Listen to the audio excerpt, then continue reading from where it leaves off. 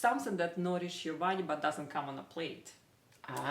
And I call it a primary food. And a real food that we eat physically, it's a secondary food. And sometimes if we don't give our body enough of nourishment, like spirituality or relationship or joy in life or happiness or something that we need, but it's not food. Right. And of course, food has become our substitute for primary food. Welcome to Harmonic Alignment, A podcast that explores the new frontier of energy medicine, bridging the gap between Western medicine and quantum physics, giving you easy and practical solutions. guided by Me, Dr. Larisa Sharipova. and me, Priscilla Koblenz. Join us on a journey discovering your harmonic alignment. I am so excited. Today we're with Dr. Larisa Sharipova, a certified holistic health practitioner, the founder of holisticexpert.org, and the Amazon best-selling author of Listen to Your Body and Regain Your Health. She specializes in natural hormone balancing, epigenetics, stress management, detoxification, and anti-aging. And boy, do we all need advice in this area. She shares some valuable insights on her own health journey dealing with infertility, as well as how important it is to love yourself when you start a healing journey. I'm so grateful that we get to be here today to talk and to connect and to share what we love. Dr. Larisa, would you explain, how are you sitting here today? What's your journey? My journey started a long time ago. So I was born in Russia. Women in my life influence what I do now. In my childhood, my grandma taught me about herbs.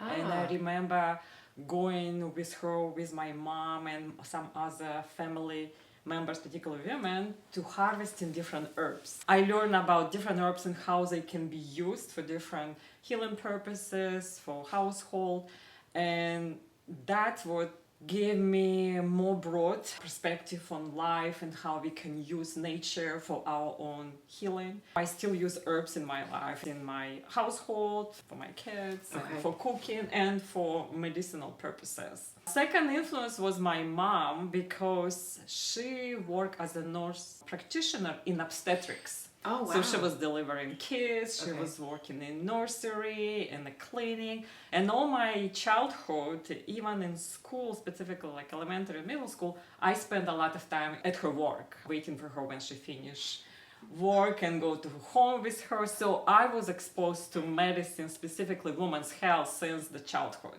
Oh, wow. And when was the decision what profession I wanna have and where to go to school, to college, of course medicine was no-brainer. No-brainer. So, That's where you were going to go no matter and what. I knew that I wanna do like OBGYN, because that's what I was exposed all my life. So I've seen pregnant women and I see babies. So How old were you when you started medical school in Russia? we go right after high school. So at 17. Yeah, Wow. at 17. And I remember my mom was very known in our small town where I was growing up, because at that time, nurse practitioners went to everybody's home during the pregnancy, like all doctors. So it was like there were house visits that you got to know. Oh, wow. So, and everybody in our town knew her because she delivered their babies. And some of my classmates even were delivered by her. So I know my mom was very known and I was so proud of her. And that's what I wanted to do. Of course, I went to medical school and became OBGYN. And we had a lot of in common. And my mom had me when she was young, almost 20. And we had same passion about women's health. And we talk a lot about that, share our experiences and knowledge. And it was very great to So as you were going through medical school, you got to talk to your mom and like say, hey, I'm learning this. And that's and even after when I work, because we work in the same field, we share a lot of like experiences, and she taught me a lot of different things. And interesting also, we did the same things. We work in the different towns and cities, but we did similar things and came to that in the same time. So at that time, I think it was late 80s, sex education started being implemented in high schools. And I was a person who was teaching high schooler girls sex education. Oh, wow. And she was approached at the same time in completely different place to do the same.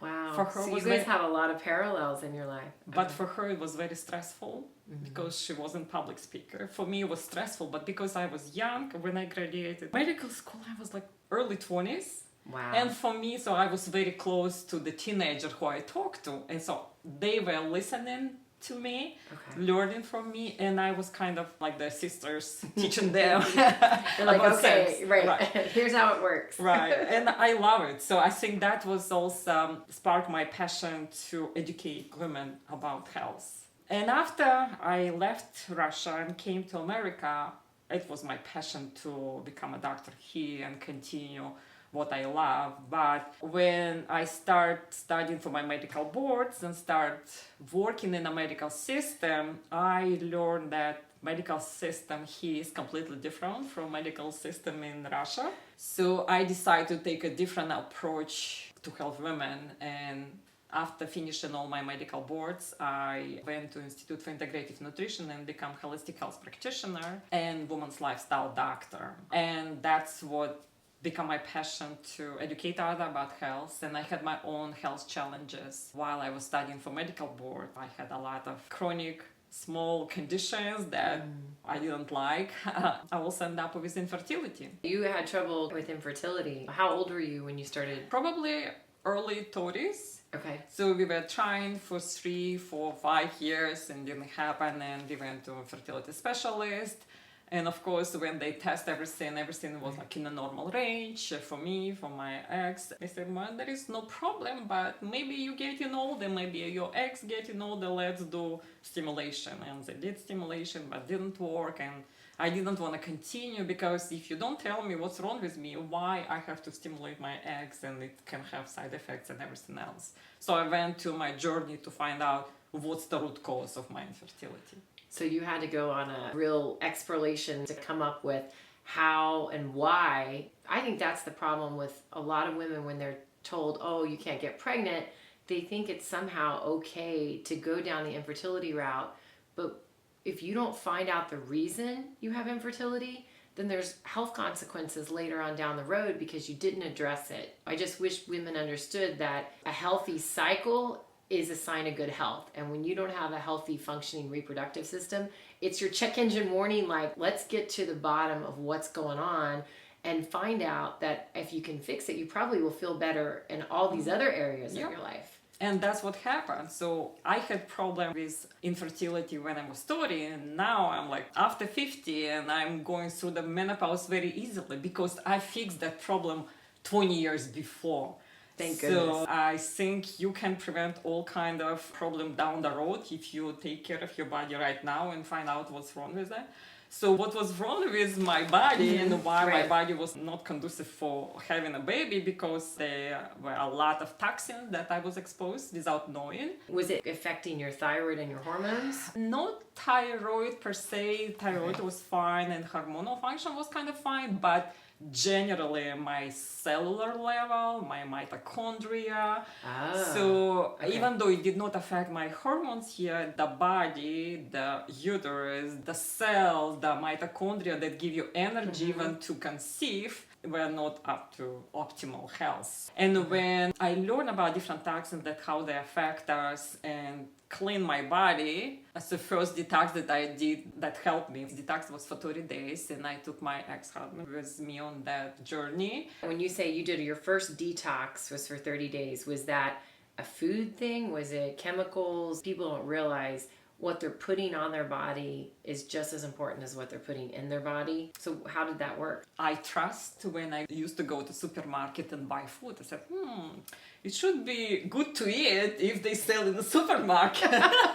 Same. I mean, I would never have dreamed that even restaurants would be selling food that wasn't good for you. Like you would think, surely they wouldn't sell stuff that's going to not allow me to procreate. Yeah, and I still cooked at home because that was our culture. We cooked mostly our food at home, and Okay. like I was buying meat and everything else in supermarket. Right. But apparently, I learned later, the meat can have a lot of hormones and antibiotics that can affect you from the cellular level and all the way up to the tissue and hormones and the brain function. I had Right. a lot of headaches that I didn't know why. What time period is this? Like mid 2000s? Beginning 2000s, mid 2000, yeah. When I did my detox, I had to eliminate a lot of food, start learning about organic food and the choice of food, where you buy your food and what can be in food, and start learning how to read food label and eliminate processed food, packaged food. I did through a lot of learning experiences, dig deeper. So now I have two beautiful girls. Oh, I love it. I love it.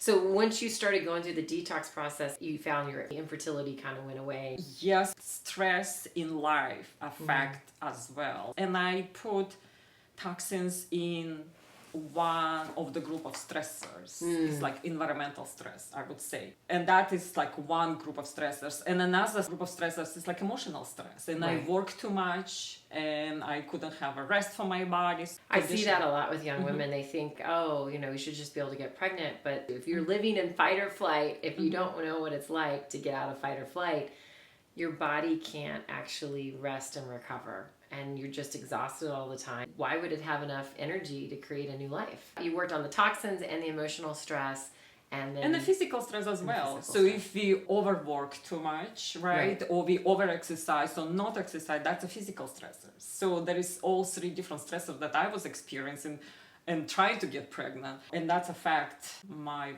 fertility. An interesting fact why I was more like open-minded to look for other solutions, because even during medical school, and that's how it's different medical education in Russia and Europe compared to America and medical system, Right. they teach us not only medicine and prescribe medications and do surgeries, but we were exposed to Ayurvedic medicine. At least introduction to that. to having an understanding of And the I remember Ayurvedic- one yeah. professor had a lecture. She went to India just Okay. for her vacation, but she was so fascinated with Ayurvedic medicine, and she Okay. taught us about that. Right. So at least introduction what it is. Another course that we had in medical school, it was homeopathic medicine Oh, homeopathic. Okay. and botanical medicine. So there was options like if you're interested, you can take a course or certification. I already knew some of that right. from my childhood, so that I just took another class that broadened my view on the body and how it can be Right. healed. And also, it kind of fell in my lap when I was doing OBGYN. They divide our course in two groups, and one professor was more like pharmaceutical based kind of approach to gynecological kind of issues, Okay. and another professor was more like natural approach. And I end up in a class not by choice but randomly in a natural approach to Wow. hormonal imbalances, and that's also sparked my interest to have more holistic approach, and that's what I practice now. And also after finishing medical school, I know that endocrinology is very, very complicated subject, and I always see challenges and meet challenges. Well, I have to know more about it. I have to learn more about something that I don't know. Right. And I went to do a specialty in endocrinology, so I become gynecologist endocrinologist. I actually. think the endocrinologists kind of hold the keys to understanding how the body works, because it's basically the operating system. If your hormones and your basic functions are out of whack, the endocrinology is really that starting place compared to some of the other specialties. So I don't believe in the specialties, Yeah. but you just go deeper and become more knowledgeable in different nuances of the body work. I love that you said you don't believe in specialties, because I think that what we're coming to find out is one of the failings of Western medicine is that it's so compartmentalized. And that I'm dealing as a health coach with a client who comes in and she's got 14 different doctors telling her all these different things, and no one is treating her as this unique expression that she is, and they're not connecting the dots. And one's telling her to get off her statins, and one's telling her to stay on her statins, And here she is having cognitive issues, and it's like she doesn't know who to listen to because nobody's taking in the overall picture of her. And that's an unfortunate thing. And there's a completely different podcast that we can do about American medical system. There is a lot to talk about what's wrong with that. Right? We always say emergency medicine in this country is great if you're in a car accident. But when it comes to chronic disease, there's no solutions. There's only temporary Band-Aids, and you've got to find your answer to that. And so what I'm doing now as a holistic health practitioner and women's lifestyle doctor, so I take this approach from different perspective, and I think you cannot heal your body if you just do biological medicine or try to heal a body on a physical level, because there's so many other things that you need to take in consideration on a mental level, on a spiritual level, on an energetic level, not only biochemical, biological, and physical. So there is a lot of different things. Even your childhood trauma can affect how your body express physically, like physical conditions, diseases, and also mental problems. So there's a lot to take to heal the body completely. And of course, our medicine doesn't do that. And that's why I choose a different road to help women. And that's what I'm doing now. I educate women. I have programs, all holistically approach to health. And now we're doing podcasts. Oh, I love that. That's so fantastic. And also, you wrote a book. You cover so many wonderful things in your book. What inspired the book? A book was inspired based on my healing journey and how everything affected me in the physical level. So a book called Listen to Your Body and Regain Your Health. You can buy anywhere online where books are sold. And it took me a while to write it because I had 2 kids and work. And You're superwoman. Try to be. And it has a lot of good tips on toxicity. I approach a body on a different level, like love your body, love your mind, and love your life. So oh my God, I love that. I mean, approach. I think that's the whole thing. Like every time someone is hating on their body, whether they show up in the gym or they show up trying to lose weight, is that, are you doing this because you hate yourself? Yeah. And that's usually what's happening. They're not making a change because they love themselves and they know they're going to take care of themselves and it's going to feel good. And I think you can't get permanent change or life-sustaining change if you come at it from such a negative place. So gotta love the body, gotta love it all. The good, the bad, the wrinkles, all of it. It's all this beautiful thing that makes up you.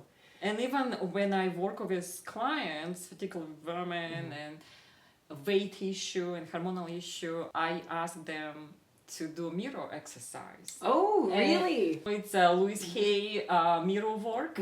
So when you look in the mirror and tell I love you, the person who look at you in the mirror, and sometimes it's very hard. Yeah. Some even women cry because that's how they hate their body. But if you hate your body, how you can do something good about it? If you don't love your body enough to give a good food and how are you ever going to find your wellness on your journey? So if someone was to start to do some mirror work, how would you advise them in that process?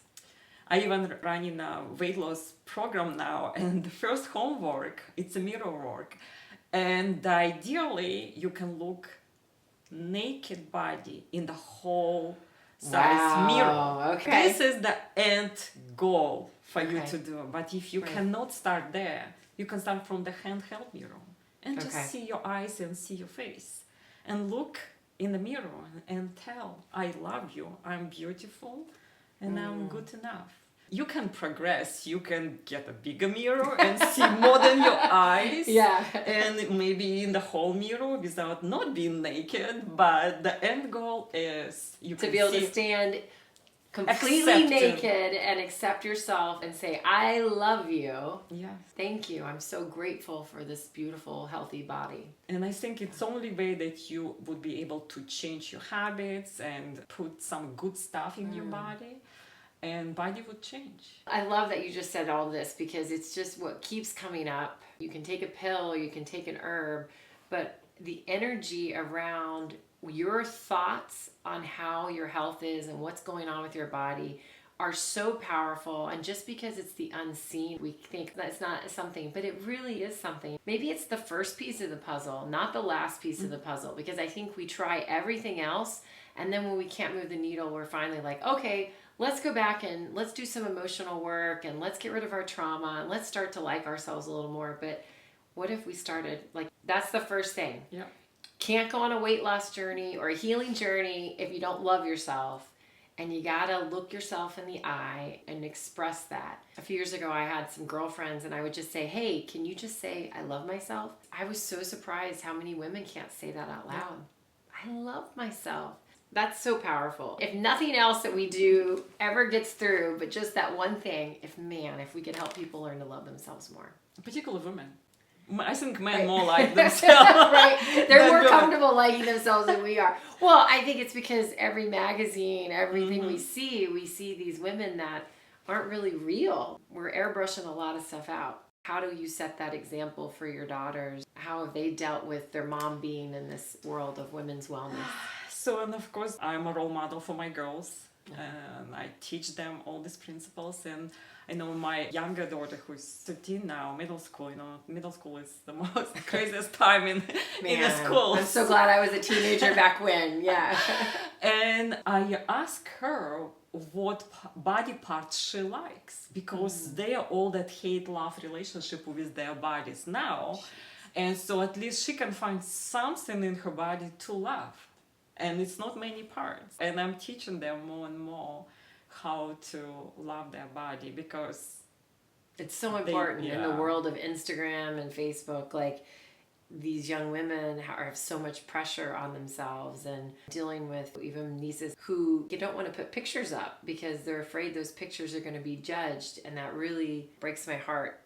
But we go through the same thing as adults. We're really cautious about what we're ready to share, and will I look okay, and who's going to think that I'm not enough, or who's going to gossip about me behind my back. And put filters and like the best of us on Instagram let's shave and a few pounds off. Let's like smooth it all out. Oh, my skin looks clear and beautiful today. Right. That's so hard. And I even seen picture of my friends who filtered themselves, but not the person who is on the picture. They make themselves look better. Well, let's just give your friends the benefit of the doubt. They don't realize they're doing that. But yeah, every time you get back on camera, I've gained some weight since COVID, and it's one of those things like, oh, I look like this now when I see myself in a picture. I know that that first step is to love myself and be okay with exactly where I'm at. And then that is the easier path forward to optimizing your health and weight and to feeling good. I think I've gotten to the point where it's not as much about what I look like anymore, but now it's more about, I just want to feel really good. I want to wake up with energy. I don't want to have any joint pain. I don't want to have to take anything. I want to just be living off of good food and nature. Yeah, so when someone comes to see you, how do you get to know the client, and how do you understand their goals and what they're there for? Through the consultation, I find what's the most important for them, what's the goal, what they want. But sometimes goal for clients, it's not my goal. Right. And you shouldn't ever put your goal on clients, but you start from what they want to achieve while working with me. Right. But I always include, and we talk about what's the more important by going to achieve their goals. So maybe we need to do some sideways, optimizing something else before get to that goal. Sometimes people don't realize what they really want. That's so true. I mean, they come in thinking it's one thing, and not to realize it's so much more. And if we go on deeper and finding a root cause of what the problem is, maybe the goal is change. Right. And specifically, we're probably going to have another discussion about the energy, how energy related to everything that we do in life, and how we behave, and how we show up in the world, and also physical manifestation and what we do. So that's also important. Oh, I love that. There's so many different ways, it sounds like, that someone can come and work with you and experience health, and you're looking at the whole person. When someone comes in, what are some of the checklist things that you're just going to make sure are also there for them? So I also talk about primary food. And okay. a lot of time people don't realize that something that we feed our body, like nourish our body. And I said, something that nourish your body but doesn't come on a plate.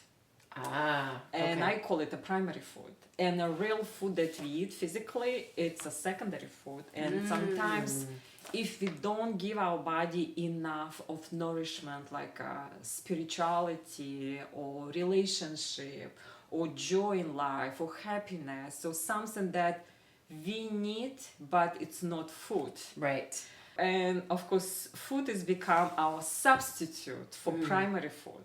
Oh, So I love this. if we don't have enough love in our life, what are we reaching for?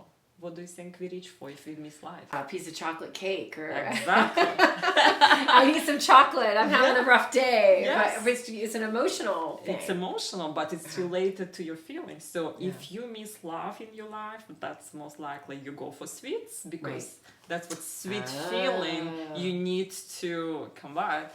And so you reach for sweet or you reach for chocolate. What if you're reaching for salty things or, the crackers or the The pretzels? crackers and pretzels, something that crunch on, it means that you have a lot of things going on in your mind that you need to shut down. By crunchiness, you're shutting down your monkey mind. Really? Oh, I can't wait to share that one. So, people with pretzel addictions, they're just trying to shut their busy thinking mind down. Because busy chewing and crunching, it's like you give a noise just to keep up with the noise in your head. Wow, I love that. Okay. And also, of course, food addictions comes from that. We try to overcome some challenges that we have, something that we related in our childhood or even in our energy field that we sometimes don't realize. So food addictions, other addictions, and it's everything is related to everything. So I go with my clients through the primary food and we find out what's the most important, what is the lowest in the percent-wise in their life. And we start to work on it and increase. Wow. So do you have them fill out a chart or? It's a chart that looks like a pizza circle, and each piece of the pizza pie is related to one of the nutrients for the soul, like a joy and love and relationship and finance and even career. It's a part of that, because if we don't love the work we do, it's stressful. Man. So and I said, if you don't love what you do every day, and if it's draining you and sucking the life out of you, I feel like we're in that time and place where you gotta fix it, change it, and it's like a rat race. Yeah. And I said, find the work you love, find the work or love the work you do. Find the work you love or love the work you do. And some people I know go to work just to make money. Right? And sometimes they hate their job. But what's the point? It's gonna stress you emotionally, and of course it's on a long run, it's gonna show up in some kind of mental or physical manifestation. Find something that you love if you don't like your work, but something that you can love in the place you work, maybe a friend, maybe co-worker, maybe quiet time on your lunch. Find something that can force you in a lovely way to go to work, even though you don't like it. So find something that you love. Oh, I love that. Yeah, we have to find the joy. I had a friend recently say, wake up in the morning, look yourself in the mirror and say, I love you. What can I do to make you happy today? Because I think for so many of us, we are always trying to stay busy and help others and putting ourselves on the back burner. And if you can make yourself happy, then everyone around you is happier. Like it's just that domino effect. As a woman, we take care of everything and everybody, but never have time for ourselves. Right. So self-care, it's another big piece in my coaching, because we never can find time for ourselves. I love that. Self-care before health-care. You need to have built that into your lifestyle so that it isn't just this random, once a year I'm going to go get a massage self-care. No, that you set some time up, and whether that's taking walks in nature. I mean, there's so many wonderful free things that people can do for self-care. And I have a few things in my book about self-care.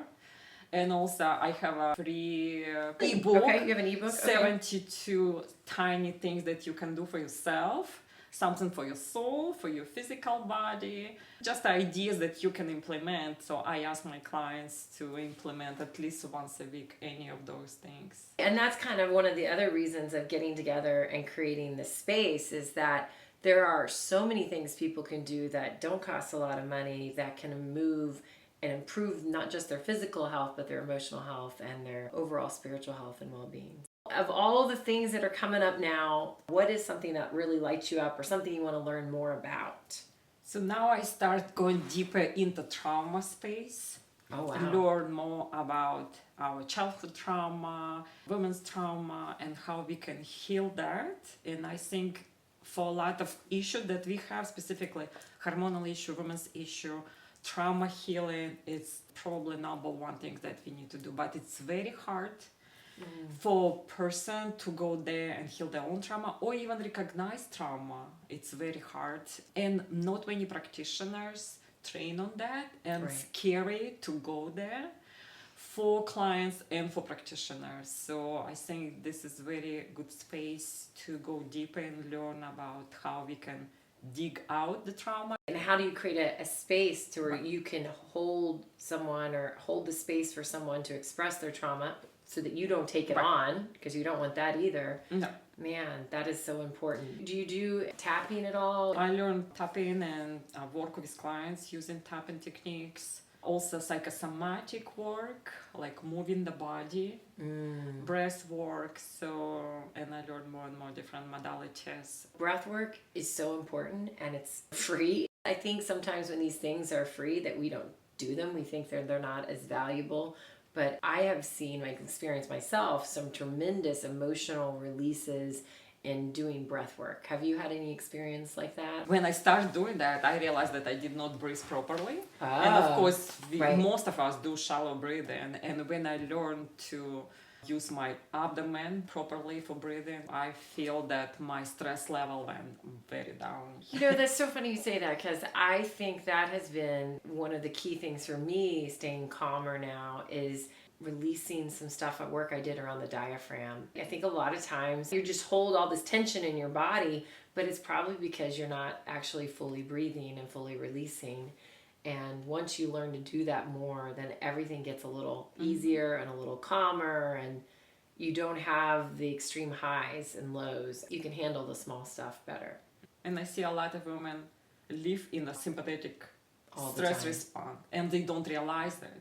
That's the thing that really gets me, is that so many people are fighting the lion every day, and they live like this in total stress mode because they have to get to work, they have to take care of their kids, and they don't know that they're burning their adrenals and they're stressing their hormones and their thyroid, and their digestion isn't optimal, because you can't actually digest and absorb vitamins and minerals if you are in fight or flight. If you're like a stress person, what do you think that food's going to do in your stomach? And now you're going to get indigestion, or you're going to get constipation, or you're going to get, like, can you get to health and be in fight or flight? Probably not. And this is the whole podcast about Right. sympathetic, parasympathetic that Right. we can do, because there is a lot to talk about it and how it's affect the whole body and everything else. I look forward to diving in, and maybe we can give people like 5 to 10 takeaways that they can get themselves out, fight or flight.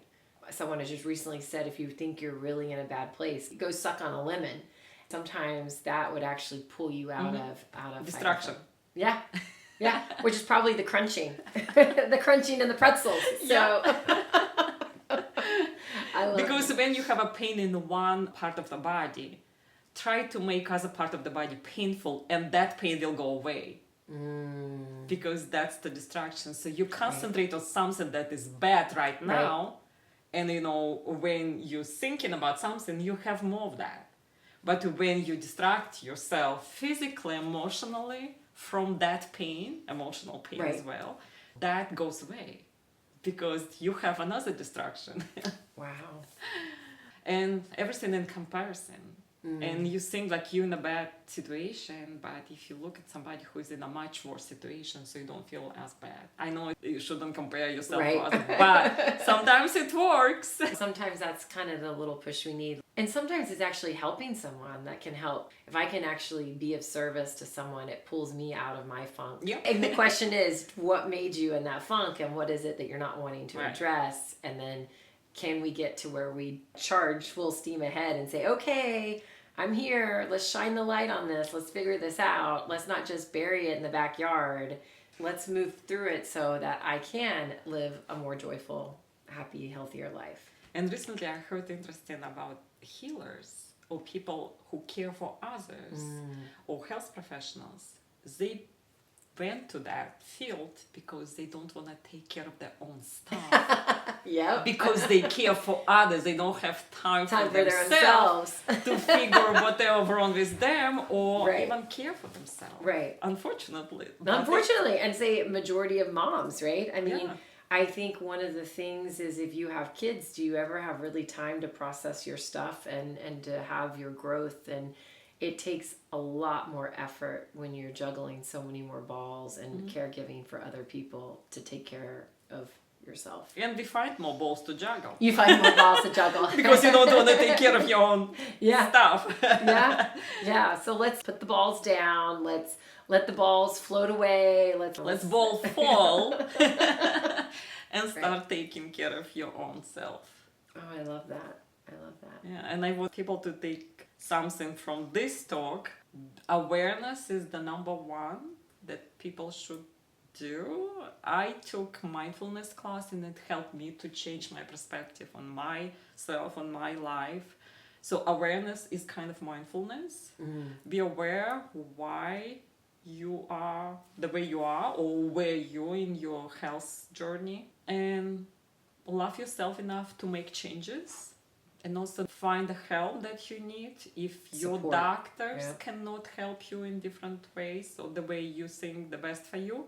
Find somebody else. You know, there are people that are put along your journey to guide you. I mean, I think you heal yourself, but I think that if there's a practitioner that doesn't make you feel good when you leave, that's the sign this practitioner is not part of my journey anymore. And I'm going to find a practitioner, because I think you should leave every visit you have with any kind of healthcare professional with hope, with joy, with thinking, okay, I know what's next. If you don't have those experiences, keep looking.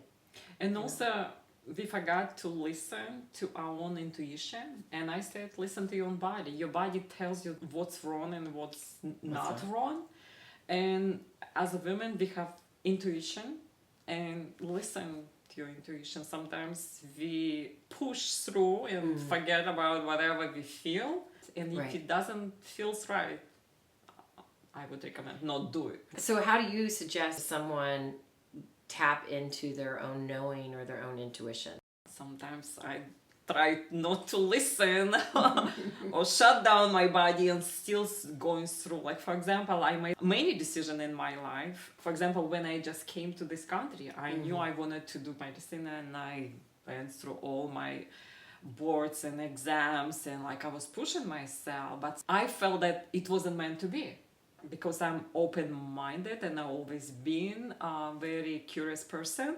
So I started looking in different areas and found myself. But sometimes we force ourselves to do something for us or for some, most likely it's because somebody else wants you to be this way or be that person or do certain things. Like I know a lot of family push kids to go this direction or that direction, or sometimes you have a lot of warning signs, but you ignore them, particularly when you're young. Yeah, no, you do. For example, not get married to that person or this person, but you still do because you think you can change a person, or you think it's everything gonna be fine, but we ignore it and we push it and we struggle with marriage like I did.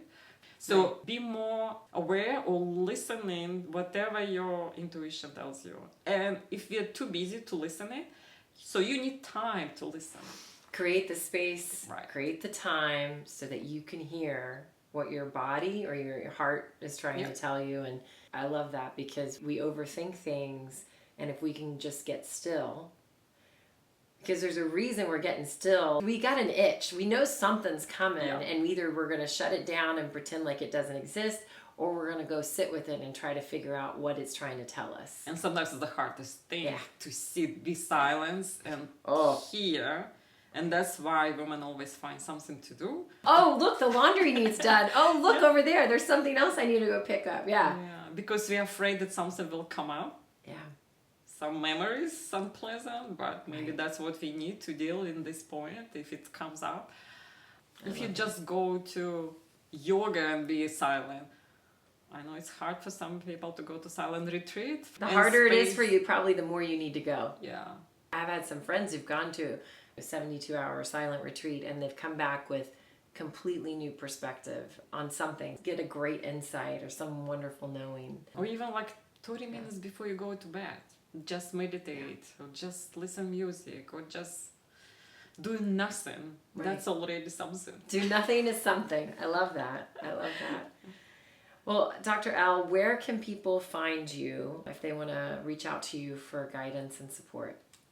I'm everywhere on social media. I have a website, holisticexpert.org and dr-larisa.com. Okay. So there are two places, and everywhere on social media on Holistic Expert or Larisa Sharipova. The information contained in this podcast is provided for informational purposes only and not intended for the purpose of diagnosing, treating, curing, or preventing any disease. Before using any products referenced on the podcast, consult with your healthcare provider. Carefully read all labels and directions. The products and information received through the podcast should not be used to replace a consultation or advice from your healthcare provider. If you suspect you have a medical problem or have any healthcare questions, please promptly call your healthcare provider. This podcast, including Dr. Larisa Sharipova and Priscilla and the producers, are not responsible for any possible adverse effects from the use of information contained in this podcast. This podcast may contain endorsements and advertisements for products or services. Individuals on this podcast may have a direct financial benefit to the product or services referenced.